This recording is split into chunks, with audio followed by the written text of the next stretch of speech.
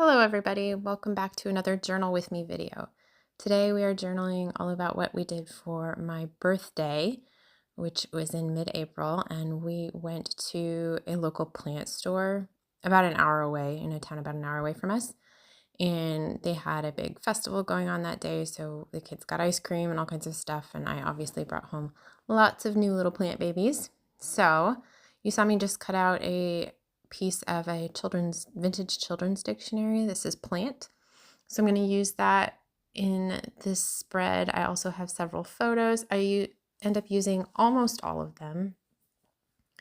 There's also a little membership card from the nursery that we went to that I just grabbed at the checkout. I always look when we're checking out somewhere if they have anything like brochures or cards or advertisements or whatever up by the checkout that I can just grab and take home and incorporate into a journaling spread.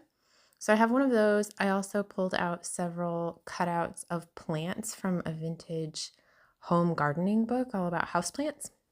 So I'm going to use a couple of those and kind of put this together. So I'm looking for a way first to sort of give myself more real estate. I wanted a place to do a little bit of writing and also to sort of not hide photos, but cover them up so that the spread wasn't quite so photo heavy because I had a lot of photos, or at least it felt like a lot. I think I ended up using only 3, but so I'm going to put some writing space on the back of the membership card. So right now I'm just going through a scrap box that I keep and looking for some paper to put on the back of that. I have a couple of these vintage letters that on the back just look like some worn writing paper, but I also had this scrap of ledger paper that fit pretty well, so I'm going to use that on the back of the membership card and kind of cut it down to fit.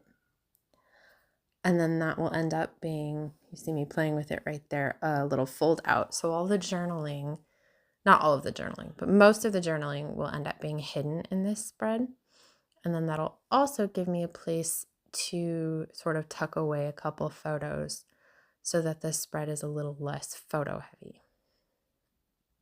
So I'm just trimming that membership card right now, and then I will tape it to the side of that page. First, I'm going to work out how to cover up some of that floral pattern on the paper.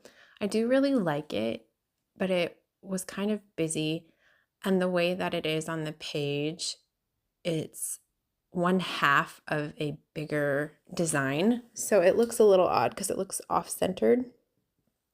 So I'm going to cover up some of that. But first I'm going to use some of this slightly wider washi tape that has this fun vintagey sort of retro flower pattern on it to tape that little membership card / now journaling card over the edge of the page. And that tape shows then a little bit on the previous spread, but I think it looks fine.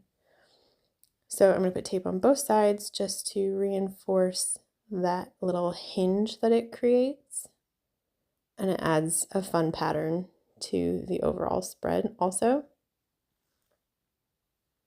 Now I'm going to grab that vintage dictionary piece, and I end up putting that just across the top of the spread, and I feel like it sort of tells more about what the whole thing is about, even without having to add anything to it, so that's kind of fun. I do add a little bit of this, it's a green, again, like a floral retro pattern washi tape just to the top of that, not because it needed anything, but just to sort of fill in some blank space on that little image and add just a little bit, another pattern, a little bit more interest. So now I've pulled out some of my own vintage hanky printables to, again, cover up some of that sort of off-center floral pattern in the background and give it more of a vintage vibe. So I'm just cutting that out, and then I'm going to use that as a makeshift background to this page, or to at least part of it. So I'm just working out where that will look best, and then how the photos will fit over that, and then I'm just going to trim it down to fit. And I like how the little like marigold and daisies on the left side sort of peek out from underneath the photos. And like I said, they just give it sort of another vibe, make it feel a little bit more vintage and cohesive, which I really like. So I'm adding these photos of myself and my kids from the day, just one on top of the other. They're very similar, which is another reason why sort of tucking them behind that little journaling card is really nice. And then I have another photo of all my girls with the ice cream that they got to enjoy because of the festival party that was going on. So I'm adding that with one of those vintage houseplant cutout die cut pieces to sort of decorate it. And then I add a little linen to label, annotate the page. And now I'm going in with some stickers, just some tiny word stickers and some number stickers to just add a little bit more decoration and depth to the page.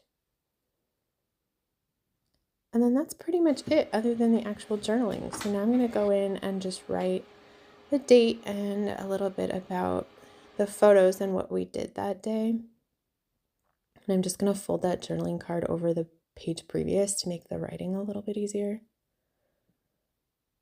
And there was plenty of space, so that worked out really, really well. And now that is finished, and this is the finished spread.